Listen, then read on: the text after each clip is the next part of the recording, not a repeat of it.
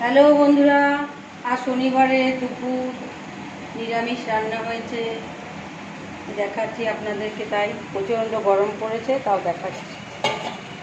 এই এক ডেকচি ভাত, এরপরে আছে উচ্ছের চচ্চড়ি,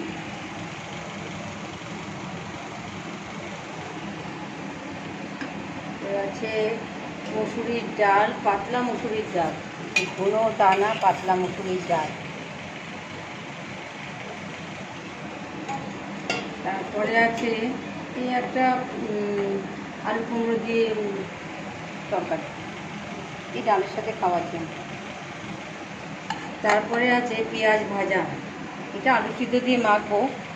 পেঁয়াজটা ভাজা করে নিয়েছি, আলু সিদ্ধটা পরে মাখবো।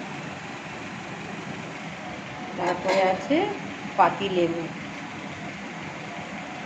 বাই বাই, ভালো থেকো, সুস্থ থেকো।